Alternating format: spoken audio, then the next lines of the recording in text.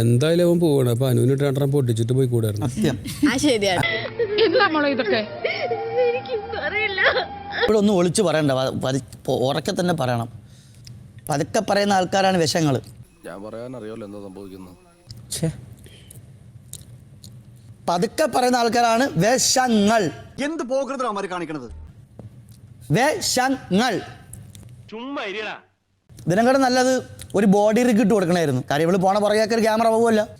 അവരിനി എന്തൊക്കെയാണ് ഉദ്ദേശിക്കുന്നതെന്ന് ആർക്കറിയാം. അതായത് ഇവർക്ക് മാത്രമായിട്ടൊരു ബോഡി റിഗ് ഇല്ലേ, മൊത്തം ബോഡിയിൽ സെറ്റ് ചെയ്തൊരു ക്യാമറ കൊടുക്കുകയാണെങ്കിൽ പിന്നെ ആ പേടിക്കേണ്ട ആവശ്യമില്ലല്ലോ.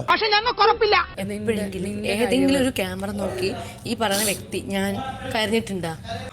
നമുക്ക് പരിഹാരം ഉണ്ടാക്കാം. ഓ എന്താ പരിഹാരം? ഒരു പരിഹാരവും ഇല്ല.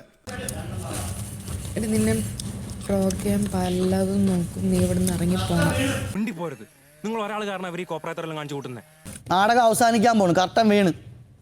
അല്ലെങ്കിൽ പ്രശ്നമാവും, പറഞ്ഞേക്കാം. എന്ത് പറഞ്ഞാലും എനിക്ക് ചുക്കൂല്ല.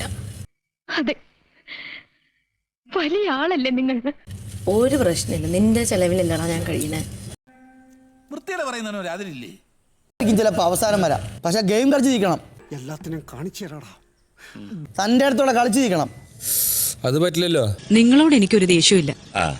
വിവരമില്ലായ്മ ഒരു കുറ്റമല്ലല്ലോ. അതെ, പോണെങ്കിൽ ഇറങ്ങി പോണം. ഔട്ടായിട്ട് ഇല്ല, ഞാൻ നബിൻ ചെയ്തോലെ ഞാൻ ചെയ്യത്തില്ല. ഞാൻ സോപ്പിടുകയാണെന്ന് ധരിക്കരുത് സുഹൃത്തുക്കളെ. ഞാൻ പിടിച്ചു നിൽക്കും. ഞാൻ പറഞ്ഞില്ല, ഇവിടെ നിന്നല്ല, ബിഗ് ബോസ് എന്നല്ല, എവിടെയാണെങ്കിലും ഞാൻ പിടിച്ചു നിൽക്കും.